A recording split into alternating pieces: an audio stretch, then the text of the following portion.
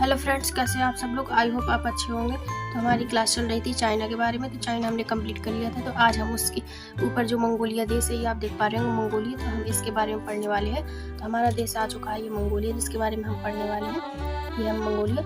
ये वीडियो को लास्ट तक देखिएगा। मैं लास्ट में एक युद्ध अभ्यास बताने वाली हूँ आप लोगों को, जो कि चाइना के साथ भारत की होती रहती है, और वो भी बहुत ही इंपॉर्टेंट है, जो मैं आप लोगों को लास्ट में बताऊंगी। तो चलिए हम शुरू करते हैं। ये हमारा मंगोलिया है। इसकी राजधानी की बात कर लेते हैं। ये उलान बाटर इसकी राजधानी हो जाएगी। ये दूसरा सबसे बड़ा स्थलबद्ध देश है। अब स्थलबद्ध देश क्यों है? क्योंकि यहाँ से चाइना से घिरा हुआ है। यहाँ से कजाकिस्तान से इसकी सीमा नहीं लगती है। वो आप इसकी सीमा कजाकिस्तान से नहीं लगती है, और यहाँ पर रूस से घिरा हुआ है। तो ये समुद्र से नहीं घिरा हुआ है, इसलिए इसे स्थलबद्ध देश कहेंगे। और पहला देश मैंने आप लोगों को लाओस बताया था, जो कि स्थलबद्ध देश था। इसके बाद हम बात कर लेते हैं कि एक मंगोलिया का बहुत ही ज़्यादा उच्च पुरस्कार है, जिसे हम नॉर्थ स्टार के नाम से जानते हैं, जो कि सबसे, जैसे भारत का सर्वोच्च पुरस्कार है भारत रत्न, ऐसे ही मंगोलिया का सर्वोच्च पुरस्कार है नॉर्थ स्टार। इसके बाद हम इसके युद्धाभ्यास की बात करेंगे। तो नोमैडिक एलिफेंट युद्धाभ्यास है, जो कि भारत और मंगोलिया के साथ होता है। नोमैडिक युद्धाभ्यास, नोमैडिक एलिफेंट। इसके बाद हम मंगोलिया की हमने बात कर ली है। इसकी राजधानी हो गई उलान बाटर, और इसमें कुछ खास नहीं है। इसके बाद इसके फिजिकल मैप हम देखेंगे। तो हम इसके फिजिकल मैप में देख पा रहे होंगे, यहाँ पर आप देख पा रहे हो कोमडो का पठार, इसकी हो जाएगी राजधानी उलान बाटर। और यहाँ पर इसकी सीमा पर है गोबी मरुस्थल, और यहाँ पर है बुगुन सारा पर्वत, और यहाँ पर है कोमडो का पठार। तो इतना इम्पोर्टेंट नहीं है, परीक्षाओं में ज़्यादातर ये नहीं पूछा जाता है। तो आप लोगों को ये मंगोलिया कुछ समझ में आया। इसके बाद हम बात करेंगे, हम बात करने वाले हैं इसके बारे में। इसके ऊपर जो है कोरिया है, इस देश के बारे में हम बात करेंगे। तो हम लोग चलते हैं कोरिया के बारे में। हम ताइवान की पहले बात कर लेते हैं, उसके बाद चलेंगे कोरिया के बारे। ताइवान की बात करें तो ये लोकतांत्रिक देश है, जो कि चाइना इसे अपना 23वां प्रांत से मानता है, क्योंकि ये चाइना का राज्य, और चाइना इसे एक देश नहीं मानता। क्यों नहीं मानता है? क्योंकि चाइना की और इसके आपस में लड़ाई रहती है। तो ये चाइना इसका अपना देश नहीं मानता। जो चाइना को फॉलो करते हैं, तो वो उन्हें भी चाइना समझाता है कि ये ताइवान कोई देश नहीं है, और इसके साथ कोई भी कुछ व्यापार नहीं करेगा। तो ताइवान की जो राजधानी हो जाएगी, वो हो जाएगी ताइपे, जो कि आप लोग देख पा रहे होंगे। ये हो जाएगी इसकी राजधानी ताइपे। और यहाँ पर जो जल संधि जो चाइना और ताइवान को अलग करती है, तो यहाँ पर एक ताइवान जल संधि है, जो कि यहाँ पर अलग करती है चाइना और ताइवान को।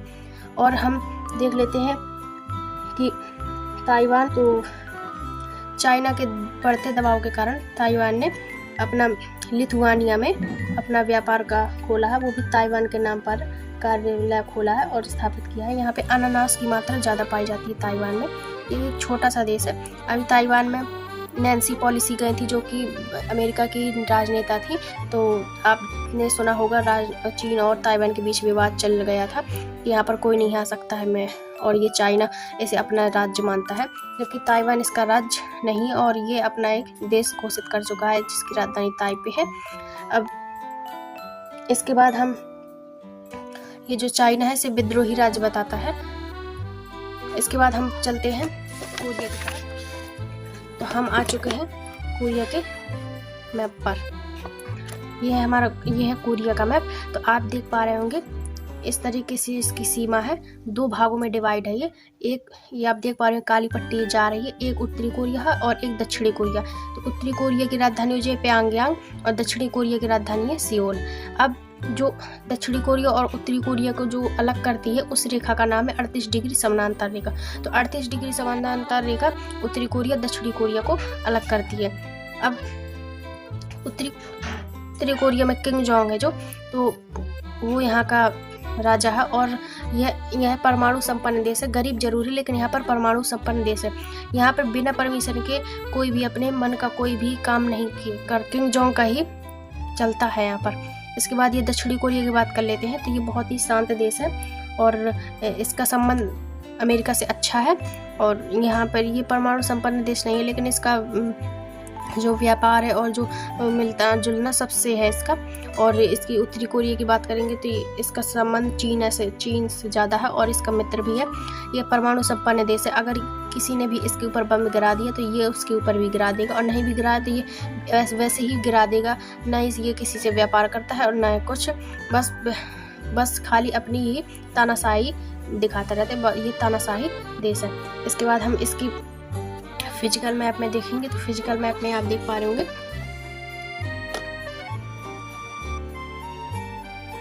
ये है इसका फिजिकल मैप जो आप देख पा रहे हो। उत्तरी कोरिया की राजधानी हो जाएगी। यहाँ पर ये 38 डिग्री समानांतर रेखा जो कि दक्षिणी कोरिया और उत्तरी कोरिया को अलग करती है।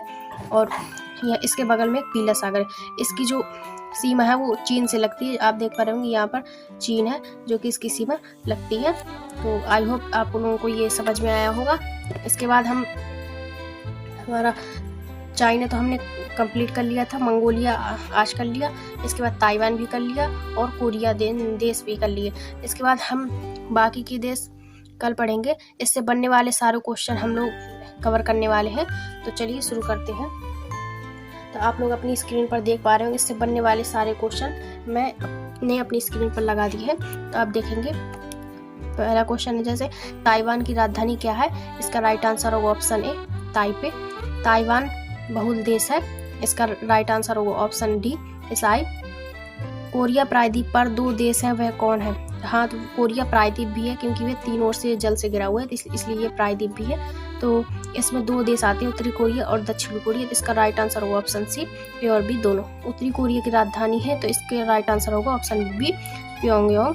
और दक्षिण कोरिया की राजधानी क्या है। इसका राइट आंसर होगा ऑप्शन ए सियोल। निम्नलिखित में से कौन सा जल निकाय दक्षिण कोरिया के पूर्व में मौजूद है। तो इसका राइट आंसर होगा option A Japan Sagar.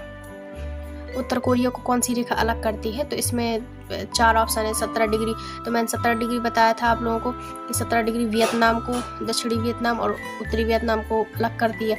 38 degree समांतर रेखा कोरिया को अलग करती है, उत्तरी कोरिया से दक्षिणी कोरिया को अलग करती है। इसके बाद इसके सारे क्वेश्चन हो गए। अब मंगोलिया के क्वेश्चन बाकी हैं जो कि हम लोग अभी करते हैं। इसके बाद मंगोलिया की राजधानी क्या है। इसका राइट आंसर होगा ऑप्शन बी उलान बटोर। निम्नलिखित में से कौन स्थलबद्ध देश है। इसका राइट आंसर होगा ऑप्शन डी क्योंकि इसमें मंगोलिया भी है, लाओस भी है और जॉर्डन भी है। मंगोलिया की सीमा किस देश से नहीं लगती है। इसका राइट आंसर होगा ऑप्शन बी जो कि कजाकिस्तान से नहीं लगती है। तो आई होप मेरा वीडियो आप लोगों को पसंद है तो लाइक शेयर सब्सक्राइब जरूर करिएगा। मैंने आप लोगों को कहा था मैं लास्ट में एक युद्ध अभ्यास बताऊंगी जो कि चाइना के साथ होती है। तो भारत और चाइना के साथ एक अभ्यास होते हैं जिसे हम हैंड इन हैंड कहते हैं, इंग्लिश में आप लोग कहेंगे तो हैंड इन हैंड। तो आप लोगों को ये याद रखना है कि चाइना के साथ भारत के कौन सा युद्ध अभ्यास होता है, तो हैंड इन हैंड होता है। तो यही था हमारा आज का टॉपिक। तो मिलते हैं कल के नेक्स्ट टॉपिक पर। तो आप लोग इस वीडियो को ज़रूर देखिएगा और इसे बार बार देखिएगा जिससे कि आप लोगों को चीज़ समझ में ना आए। तो आप लोग मैप सामने रखकर देखिएगा और अपने मैप पर टिक करते जाइएगा ताकि आप लोगों को चीज़ें याद हो सके। तो मिलते हैं नेक्स्ट क्लास में। जय हिंद।